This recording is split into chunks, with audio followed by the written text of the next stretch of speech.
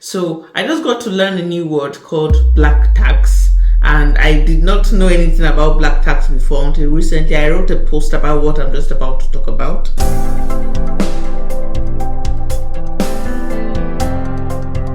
So it's quite unfortunate, and I really hate to make videos like this, having to talk about the reality going on in Africa, but it is what it is. There are some things we need to talk about because it really needs to be addressed.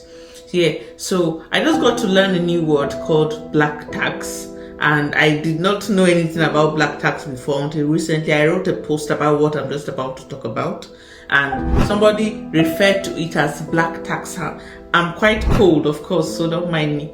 Yeah, somebody referred to it as black tax, and I got to ask, what does black tax mean?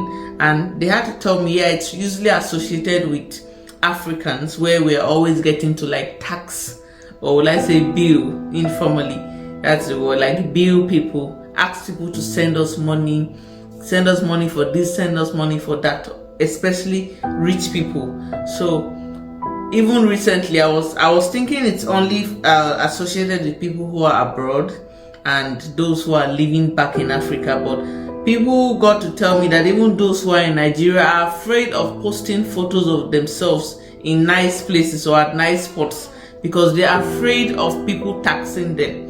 Because once they get to post a photo on social media, the next thing people are sending messages, I need money for this, I need money for that. So people are even afraid of posting their photos online.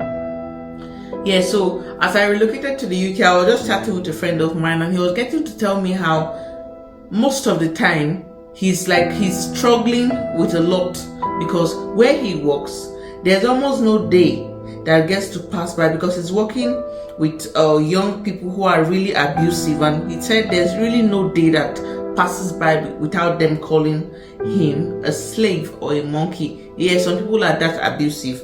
I don't know if I should say it's associated with racism, but yeah, it's racism to some extent because I'm not sure they would call a white person a monkey. Yeah, it's what they were taught. I have not experienced racism myself since I came to the UK, but I would not doubt that it is still existing in some parts, and I would not doubt that some Africans don't experience racism.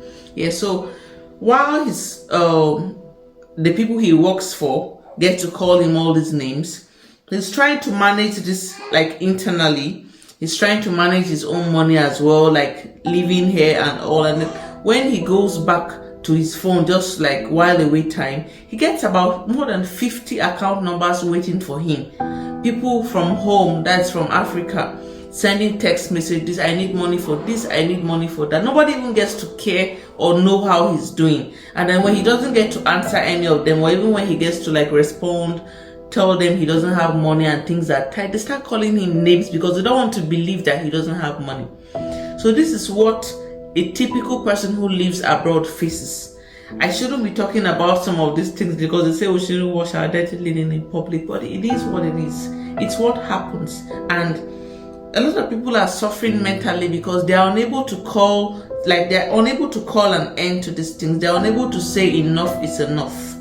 And they are suffering deep down, a lot of them. And the funny thing is how there are so many people in Africa who would not do the jobs that people do out here abroad, like in the UK, in other parts of the world outside Africa. So let's say this was my own personal experience while I was at the hospital, when I was trying to have my baby at the women's hospital. I went to use the toilet, and there was this really tall, cute, dark looking bearded guy. He walked out of the toilet. I was wondering, what's this doctor coming, like what's he looking for in the women's toilet? And then while he walked out and was walking towards his apparatus, I noticed, man, he was a cleaner. And I was like, wow, this cute guy is a cleaner. He's an African, of course. If you see an African, you know, of course. So I just had to process it in my head, and I was like, yeah, this is it. This guy is probably a student or whatever he is, but he's trying to make ends meet. There's nothing wrong. I believe in dignity of labor, but the point there is so many people in Africa will not agree they will not agree to clean the toilet. But I can bet that this guy was going to be facing a lot of pressure back home, because people are like calling him all sort of names. You can't send us money for this, you can't send us money for that. Some people even ask for flimsy things like send us money for photo shoot, things that flimsy.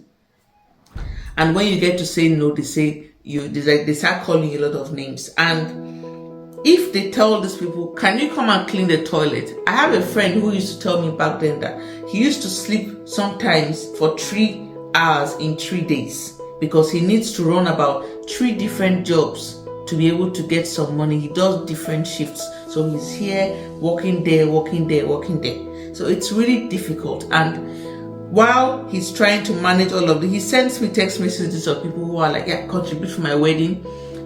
I want money for this, I want money for that. This affects most of them abroad. I have not experienced it myself. In fact, when I wrote something about this, somebody was saying, yeah, because I recently relocated, I'm coming up with all these things so that nobody will ask me for money. If you ask me for money, I don't have money. I don't have it. So don't even bother. Yeah, so I just felt I should talk about this. And a couple of my friends who live in the UK also asked me to address this, to just make a post about it, to write about it. But I'm trying to, I'm more of somebody who expresses myself while I'm writing, but realizing that people don't really read, and I'm trying to come out of my shell of writing. I want to start speaking, so I've pushed myself to come out here. Yeah, I wrote this out and I'm trying to speak it out here. It's really difficult. I will feel very exhausted right now because I've had a very long day. Took my baby to the hospital, came back home, she's been cranky and all of that. If you notice, my eyes look really weary and all, but I'm learning to set goals and meet up to them. So I said, I'm going to make a video today, and this is me making the video. This is me pushing myself to do what I have to do. Yeah, I know I digressed, but the main topic of this post was just to say, please take it down, like slow down. If you're an African watching this and anybody living abroad, please try to be considerate. When I said people should try to be considerate, somebody was like, I should rather tell them to go and find something else to do and stop asking people, because money is not free abroad. So if you take it away, but I'm trying to learn some diplomacy. So please, if you must ask people for money, please be considerate and know that times are really tough out here. And if you see people come out sometimes post a photo, you don't know what's going on deep within you. You really do not have an idea. So please, it's not just for those who live abroad, but try to even be kind to your rich friends, to the friends who you think are rich, because you don't even know what their situation is like. Nobody's going to come online and talk about all these things. So please, let's all be considerate, and that's basically what this video is all about. So yeah, my name is Winnie Andohol, and I'll be sharing my experience in the UK, like coming from Nigeria and all of that, comparing what my life used to look like, what my life it's looking like right now. So yeah, make sure you subscribe if you would like to keep up with most of my videos. Like, the idea of subscribing is such that each time I make a post, it appears on your feeds, like you're notified. So thank you so much for watching, and bye.